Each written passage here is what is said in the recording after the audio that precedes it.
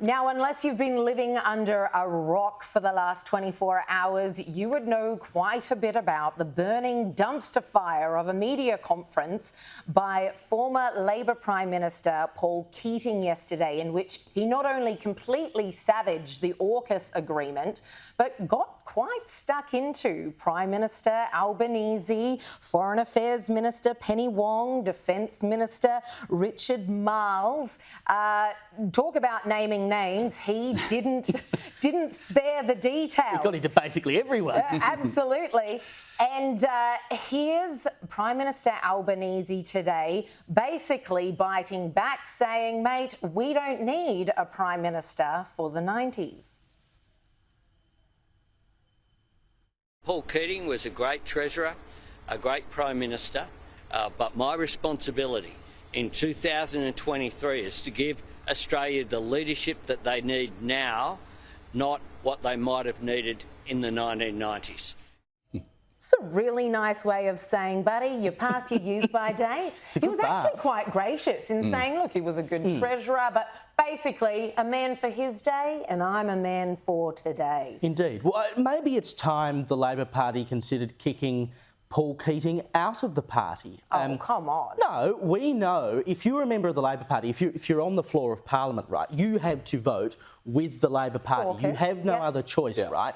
You have a former Prime Minister, a former Labor Prime Minister, highly respected, who, as we have said before, is basically running the CCP line, is openly criticising his own government and undermining the interests of our country, and by the virtue of being a former Prime Minister and a respected one at that, a reforming Prime Minister, his words carry some import.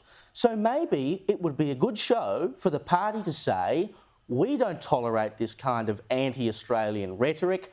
Thank you for what you did for us, but sorry, you're out. I'm with you on this because he did more than criticise the Labor policy. He criticised the Prime Minister, the Foreign Minister and the Defence Minister's motivations, accusing them of deciding in advance to just go with a coalition policy on defence in order to get political advantage, which is compromising the nation. That's a big claim to make. Yeah, but we sledge their motives on a daily basis. But then, we're not members of the Labor Party. Would you then say Turnbull should be kicked out of the Liberal Party? Dead set, of course he should. He is, most recently, also absolutely laying into AUKUS. Not a fan.